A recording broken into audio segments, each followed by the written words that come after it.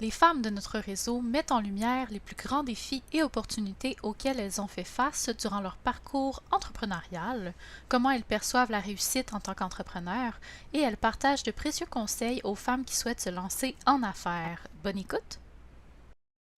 Alors, le plus grand défi que j'ai eu à surmonter en tant que femme entrepreneur, je pense que ça va être, plusieurs femmes vont s'y retrouver, là, c'est d'élever la famille, la charge de la famille en même temps que de faire progresser ma carrière.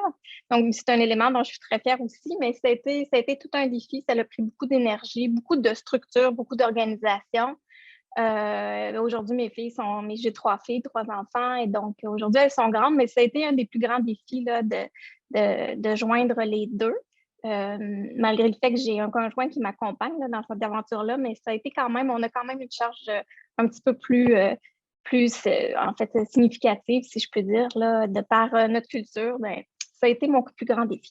En fait, la famille, c'était ma priorité, ça l'a toujours été, mais j'ai pas voulu que ça soit aux dépens, en fait, de ma carrière, mais c'était quand même une priorité très importante.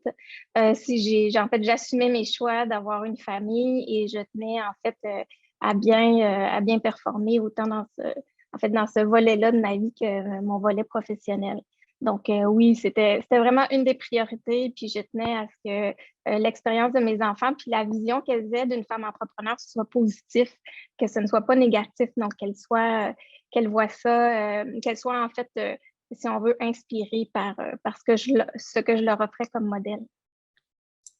Ma plus grande opportunité, en fait, ça a été justement puis c'est pas parce que je suis une femme particulièrement, mais c'est l'opportunité de ma carrière, ça a été d'acquérir en fait l'entreprise de laquelle je suis présidente présentement et propriétaire. Et cette possibilité-là, en fait, m'est venue de 2 autres femmes entrepreneurs qui ont été mes 2 grandes mentors. Je dois les nommer, Sarah McKenna et Martine Gadebois.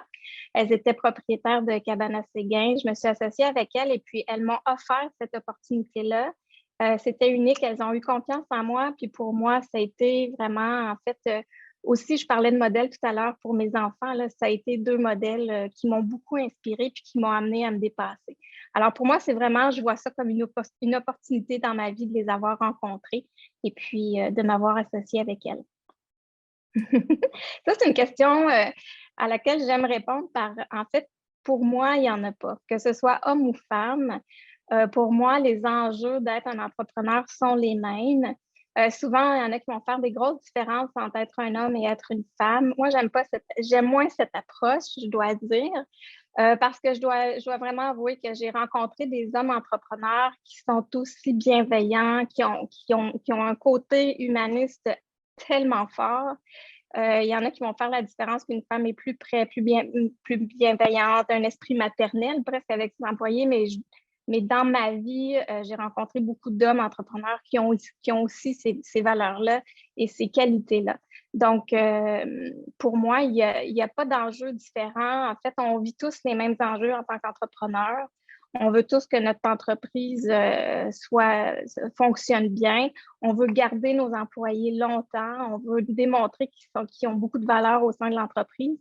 Il y a tous les enjeux de recrutement qui sont là présentement. Pendant la COVID, il y en a eu beaucoup. Il y a les enjeux aussi de l'isolement des chefs entrepreneurs. Bref, ce sont les mêmes enjeux, à mon avis, qui sont vécus de façon différente, mais c'est vraiment propre à chaque humain, pas nécessairement au genre.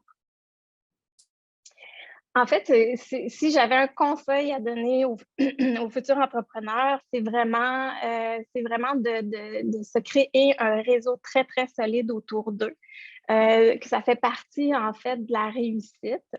Puis, je parle de réseau professionnel, mais aussi personnel, de continuer à croire en leurs valeurs aussi, puis de toujours être guidé par celles-là. Et de ne pas, en fait, sortir de la voie qu'ils se sont tracées et aussitôt qu'il y a un malaise, en fait, de vraiment suivre son instinct. Ça serait vraiment mes conseils. Mais le réseau, pour moi, c'est le nerf de la guerre, comme je disais, tant au niveau personnel que professionnel, d'avoir des gens qui nous supportent et qui savent nous guider, qui savent nous dire quand on prend des mauvaises décisions, mais qui savent nous appuyer quand on en prend des bonnes également.